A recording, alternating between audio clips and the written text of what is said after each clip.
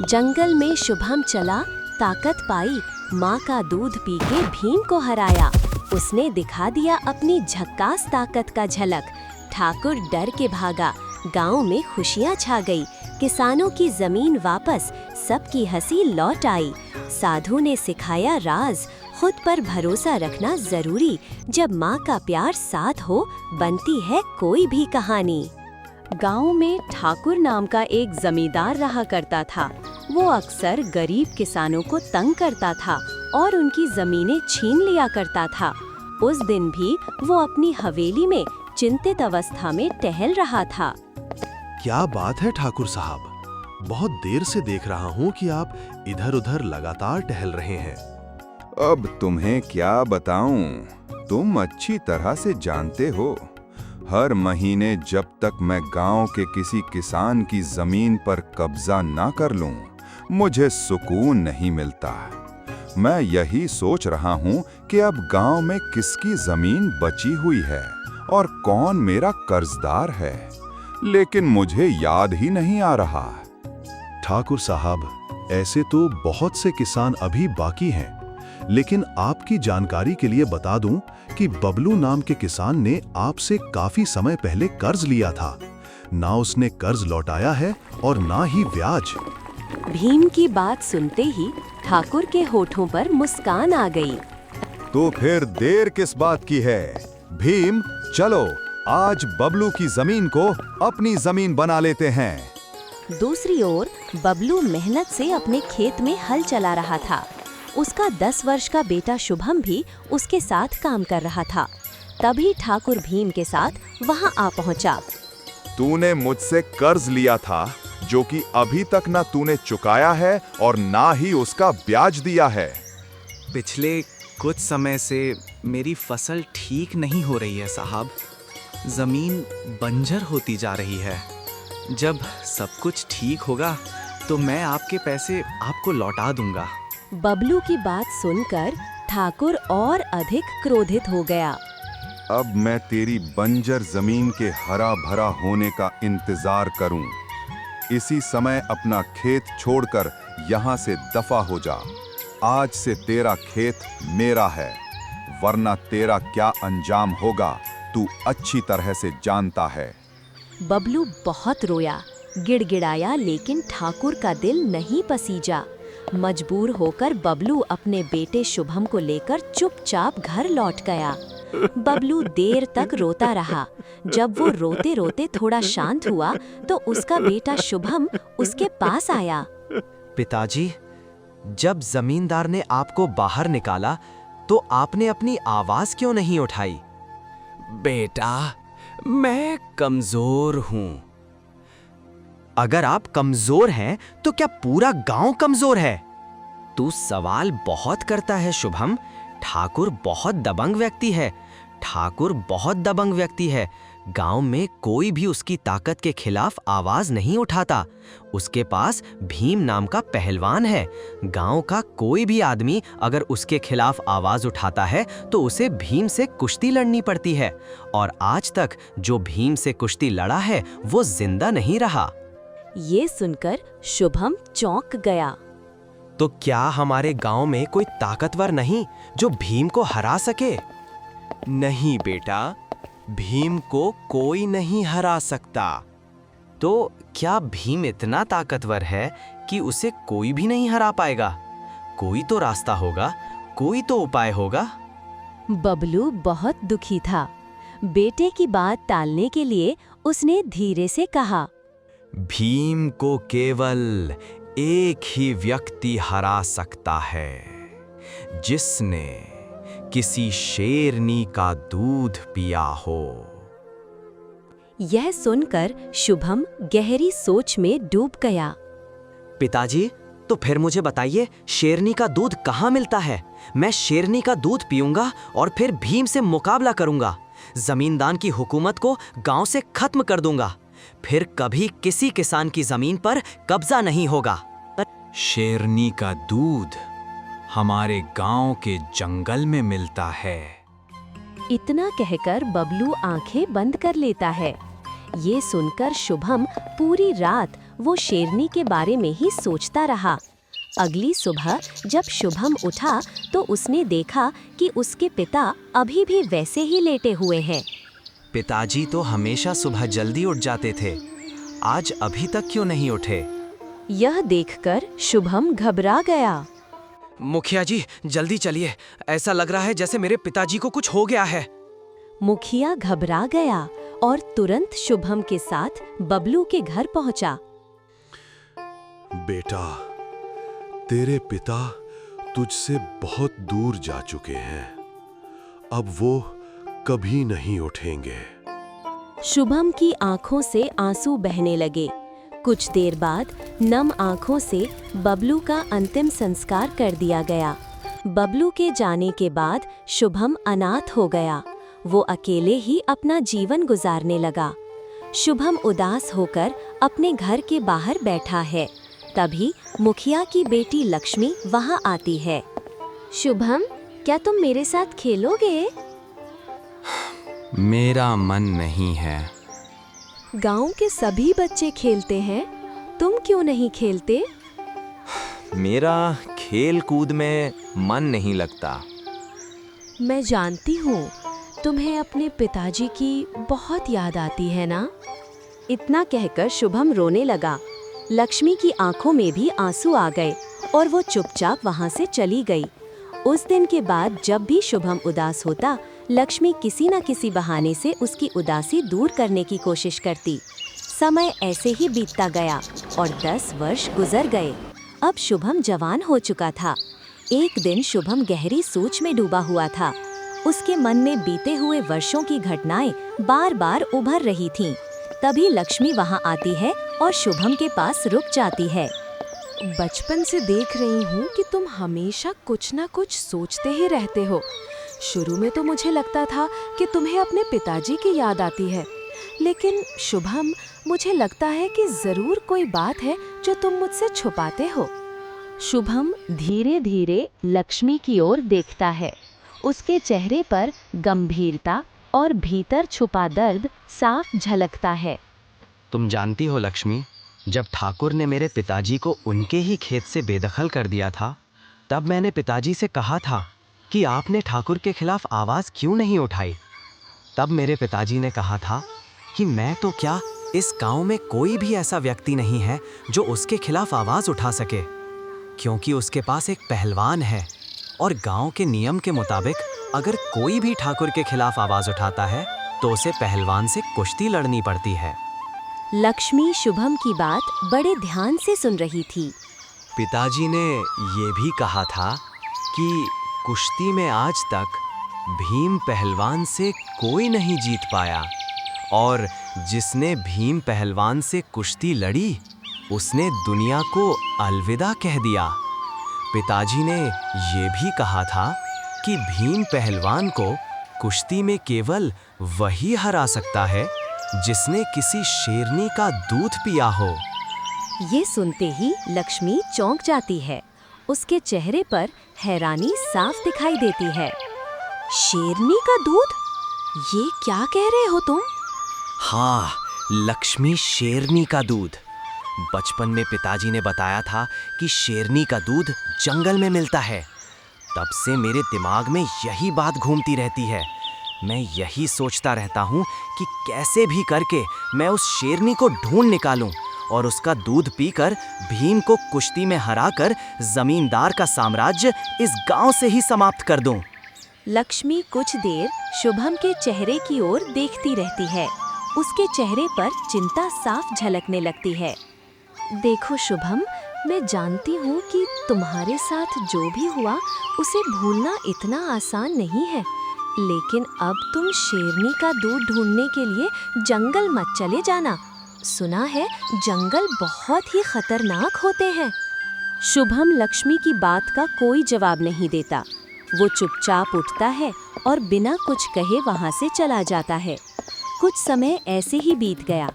एक दिन फिर से ठाकुर अपनी हवेली में चिंता की हालत में टहल रहा था।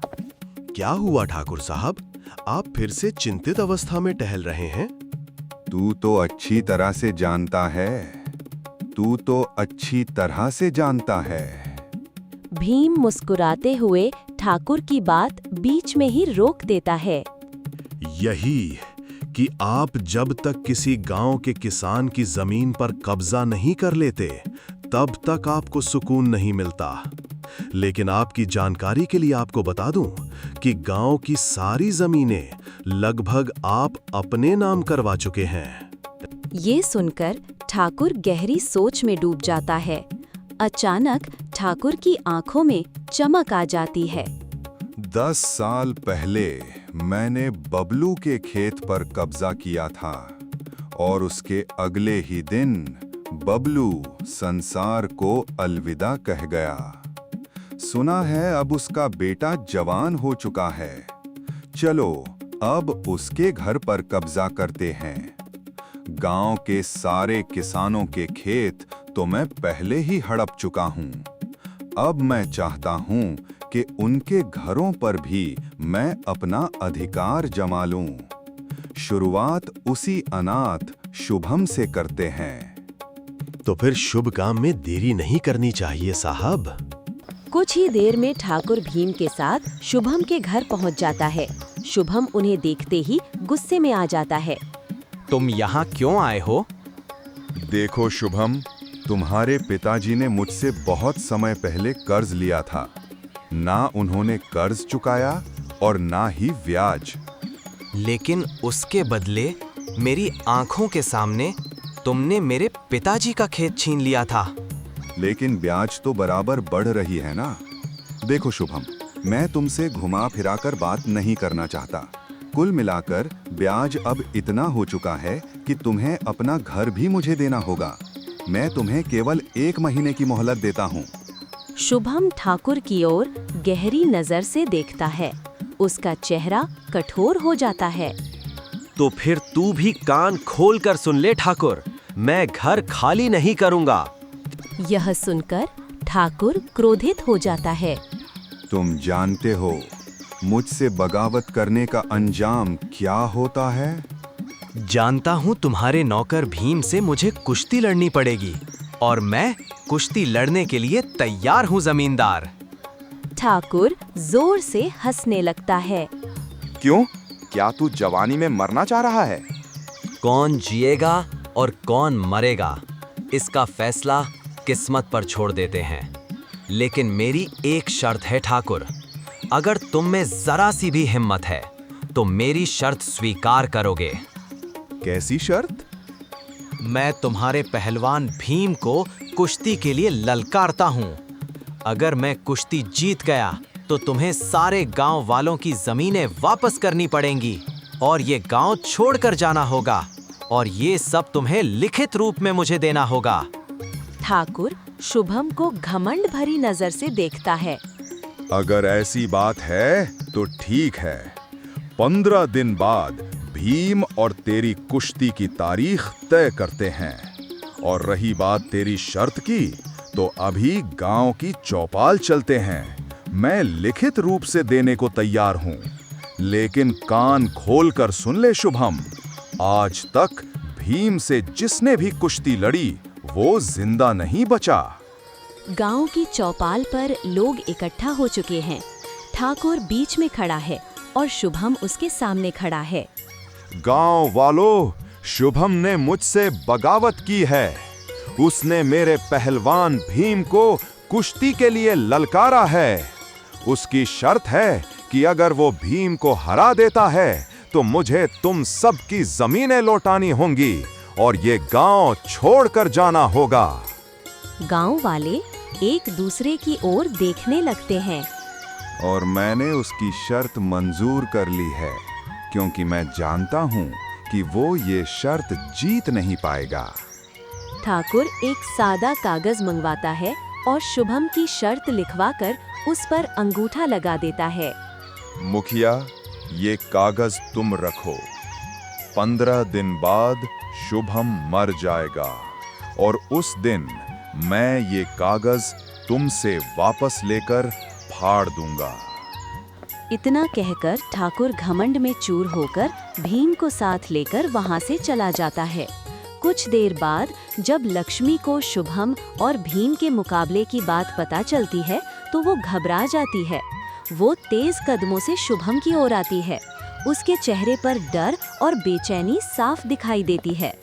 तुम क्या साबित करना चाहते हो शुभम? तुम भीम से नहीं जीत सकते।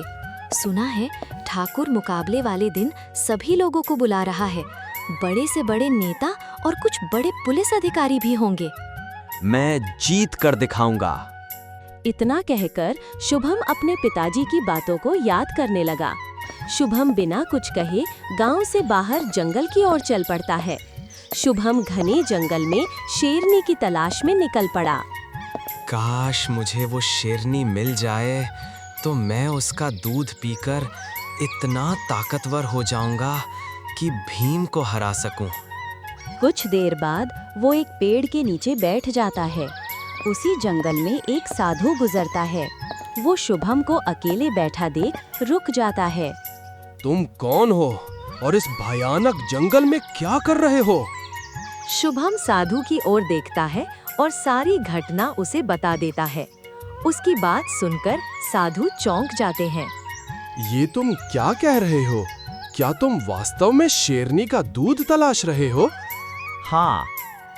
साधु समझ जाते हैं कि शुभम के अंदर आग और क्रोध है, लेकिन भीतर से वो उतना ही भोला है।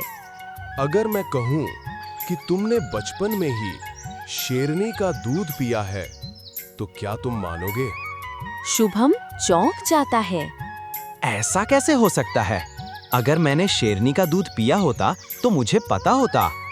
तुमने बचपन में शेरनी का दूध पिया है, लेकिन बहुत छोटे होने की वजह से तुम्हें याद नहीं है। वो शेरनी कोई और नहीं बल्कि तुम्हारी माँ थी। जब भी कोई मनुष्य अपनी माँ का दूध पीकर बड़ा होता है तो समझ जाओ कि उसने शेरनी का ही दूध पिया है। अपनी माँ को याद करो और महसूस करो कि तुमने शेरनी का दूध पिया है। अपने अंदर आत्मविश्वास पैदा करो। अगर तुम अपने अंदर आत्मविश्वास पैदा कर लोगे तो एक भीम तो क्या, तुम्हारे सामने 10 भीम भी आ जाएं तो तुम उन्हें भी पछाड़ दोगे। साधु की बातों से शुभम के अंदर आत्मविश्वास जाग उठता है। मुकाबले वाला दिन आ जाता है। गांव के चौपाल में चारों ओर भीड़ जमा है। नेता, पुलिस अधिकारी और गांव वाले मौजूद हैं। बीच में कुश्ती का अखाड़ा बना हुआ है। शुभम अखाड़े में उतरता है। वो आंखें बंद करता है और अपनी माँ को याद करता है। शुभम और भीम की कुश्ती शुरू होती है। कुछ ही पलों में शुभम भीम को बुरी तरह से पछाड़ देता है। ये देखकर जमींदार को विश्वास नहीं होता। ऐसा कैसे हो सकता है? भीम को आज तक कोई नहीं हरा पाया। लेकिन मैंने इसे हरा दिया। लेकिन कैसे? क्योंकि मैंने शेरनी का दूध पिया है। ठाकुर चौंक जाता है। क्या बकवास कर रहा है? हर उस बेटे ने जिसने अपनी माँ का दूध पिया है, उसने शेरनी का दूध पिया है। बस उसे एहसास नहीं होता कि माँ के दूध में कितनी ताकत होती है। शुभम गांव के सभी नौजवानों की ओर देखता है। जब साधु महाराज ने मुझे ये बताया, तब मुझे समझ में आया कि मैं जंगल में बेवजह भटक रहा था, जबकि मेरी रगों में तो शेरनी का दूध ही बह रहा था। यह सुनकर गांव के युवकों में आक्रोश की लहर दौड़ जाती है। ठाकुर युवकों का आक्रोश देखकर डर जाता है। सभी गांव वाले एकजुट हो जाते हैं। जो तुमने वादा किया है उसे पूरा करो। गांव के सभी लोगों की जमीनें वापस करो और यहाँ से दफा हो जाओ। अपमानित होकर ठाकुर सारे गांव की जमीन गांव वालों को वापस कर देता है और गांव छोड़कर चला जाता है। और इसी तरह कहानी यहीं समाप्त होती है। आगे और ऐसी दिलचस्प कहानी देखने के लिए टून अड्डा चैनल को सब्सक्राइब कीजिए। मिलते हैं अगले कहानियों में। तब तक के लिए अलविदा।